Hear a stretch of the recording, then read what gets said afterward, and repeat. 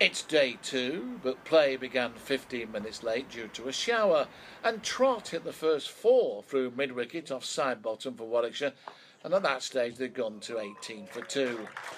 But then a further interruption after just 9 balls. Now, this was a fairly lengthy interruption. Play was able to resume at 1:45, with 24 overs lost in the day, and we'd had an early lunch as well. Well, upon the resumption, Trott found the boundary and added 3 runs with a nice cover drive off side bottom. Westwood joined in with a mid-wicket 4. Then side bottom hit back. And what I'm going to tell you now was a remarkable afternoon just starting. Poor misjudgment from Ian Westwood, and he shouldered arms to a delivery which bowled him out for 14. Trott found 2 runs through mid-wicket off Brooks. Evans now at the other end, and he got off the mark with a 2. But the wonderful bowling of Ryan Sidebottom continued, and he bowled Evans for that 2. Warwickshire in trouble at 35 for 4. Hayne was the next to go. He never settled, and Ryan Sidebottom claimed wicket number 5, aided by a good slip catch from Jack Leaning. Now Sidebottom continued to cause havoc as he trapped Mackay LBW for naught. Then Brooks got in on the act, a splendid delivery, and Trott well taken in the slips by Leaning, out for 18. At this stage, 4 wickets going down with the score on 35.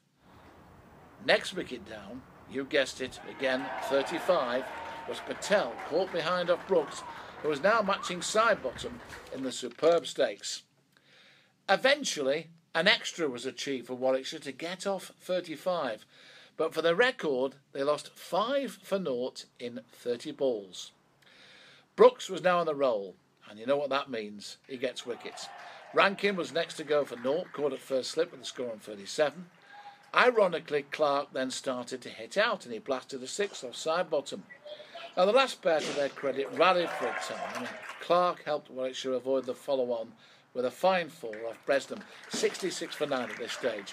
Hannon Dolby backed Clark up as Warwickshire rallied a little, but the brave effort from the pair ended on 69 as Clark was bowled by Patterson.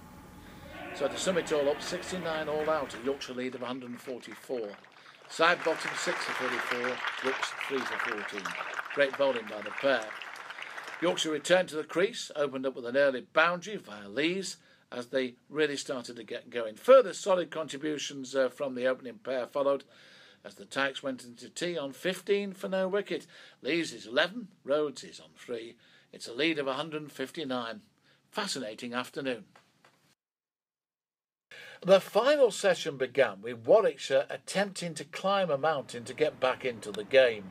Rhodes chopped a ball from Hannon Dolby away for 4 to take Yorkshire to 27 for no wickets.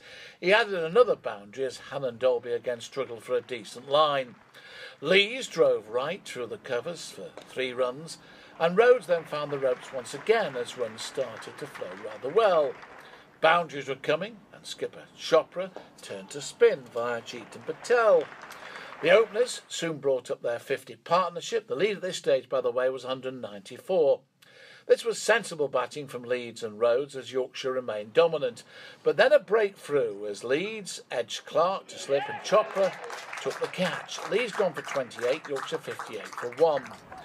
Warwickshire's day did not get any better as wicketkeeper Mackay had to leave the field injured.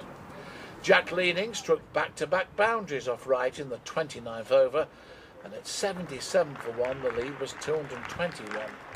Warwickshire brought on Jonathan Trott with his medium pace to try and produce a wicket. Rhodes continued to play in a determined style, but at 92 for 1 the umpires brought the players off for rain and bad light. At this stage a Yorkshire lead of 236, Rhodes 34 and Leaning 14. It was only a short delay and was soon back on. There was still some encouragement for the bowlers, but Rhodes and Leaning fought hard. Rhodes brought up 100 with a well-constructed shot to the third man boundary. Then Leaning had an escape as a ball from Rankin looped into the air and just avoided the diving Hannon Dolby. A 2 from Rhodes brought up the 50 partnership, and then he played 2 attractive shots to bring up his own 50. Leaning then cut Rankin away to the ropes, 120 for 1, a lead of 264. It continued in that same trend At the close, it was Yorkshire's day by a country mile. 125 for 1 is a lead of 269. Leaning is 28 and Rhodes 53 not out.